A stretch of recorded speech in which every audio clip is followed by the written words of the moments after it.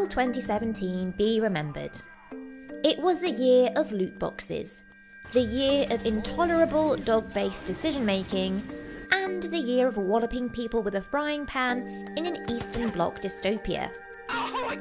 But let's not look back in anger at the year that was.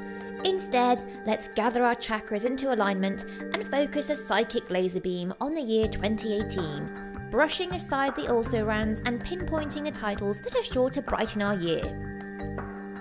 Frankly, it looks like a vintage year ahead, so we've been brutal when picking our choices.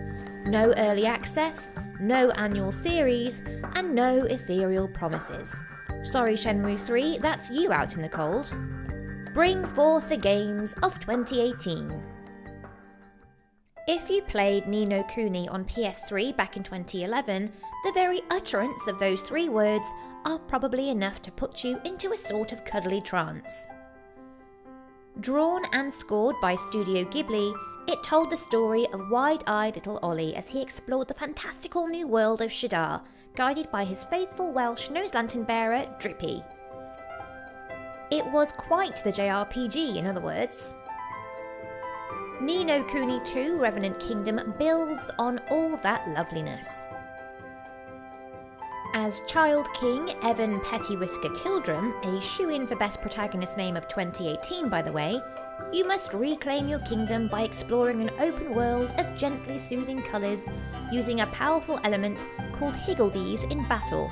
Sold. If you want to push your PC to its limits next year, while also brushing up on Central European history and learning the best stance for blocking a broadsword, check developer Warhorse has your incredibly specific set of demands taken care of.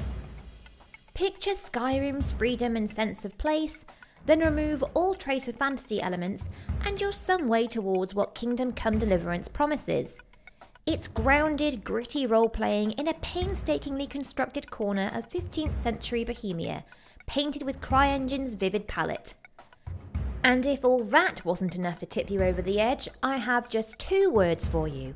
Brian Blessed. I don't know what I'm talking about. Looking at Far Cry 5 from a certain angle, you could say it sticks to the same old template as its predecessors. Big old world map to explore, charismatic leader to topple, and probably increasingly capacious wallets to craft from bits of dead animal.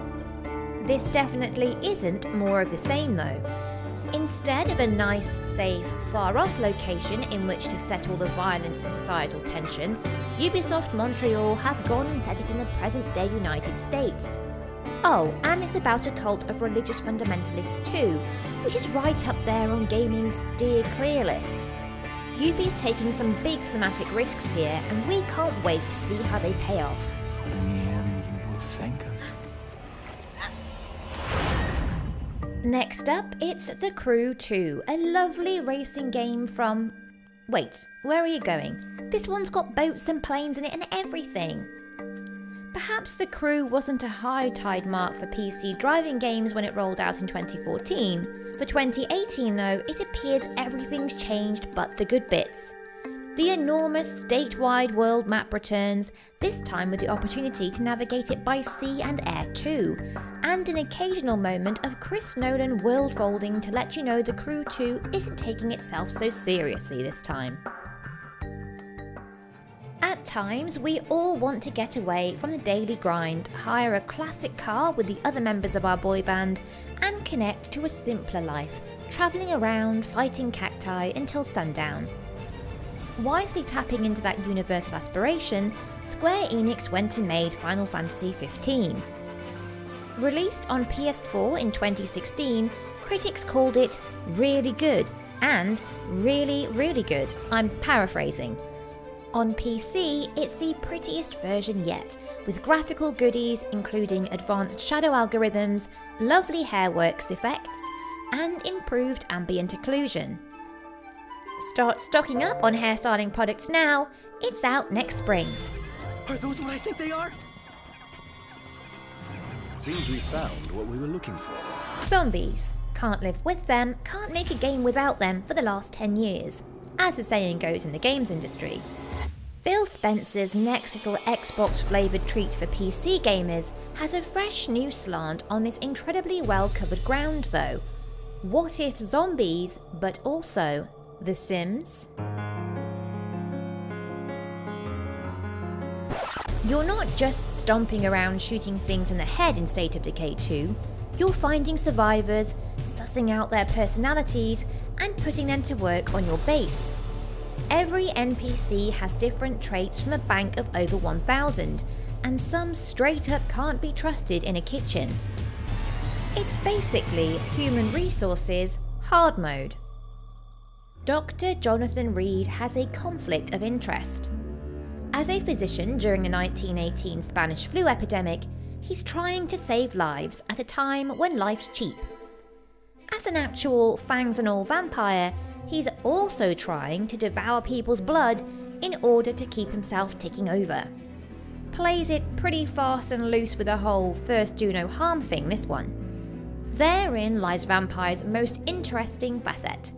It's an action RPG with Souls-like combat in which the protagonist doesn't really want to hurt anyone. In fact, it's possible to complete the game without killing once. Do that and you'll unlock one of 4 possible endings. Take, eat. This is my body. So saith the Lord. When I get a bit of free time, my favourite way to spend it is to put on a gas mask and go wandering around irradiated wastelands, rifling around in skeletons' clothes for shotgun shells. Some people take artisanal baking classes, whatever works. Anyway, 4A Games is about to save me a ton on medical bills in 2018 because Metro Exodus offers a grand tour of post-nuclear Russia by way of open-world shooter meets narrative adventure. Obviously, seductive looks aside, Metro games have always offered an interesting world to explore, and this one's the biggest yet. Hey, remember Brothers: A Tale of Two Sons? What a lovely, gentle, idyllic adventure that was. Yeah, A Way Out isn't like that. It does come from the same writer-director Joseph Fares though, who's something of an expert in this dual protagonist field. Jailbirds Leo and Vincent are controlled by 2 separate players, either online or locally, as they try to bust out of prison. It's odd that we haven't had a truly great prison escape game yet anywhere in the medium, but with A Way Out cinematic sheen and treasure trove of bold ideas, we might just be standing on the threshold of one. But Harvey killed someone very close to me. With or without you, I'm going after him. There you have it, a whole year's worth of stellar PC games before we've even sung Auld Lang Syne at the end of this one.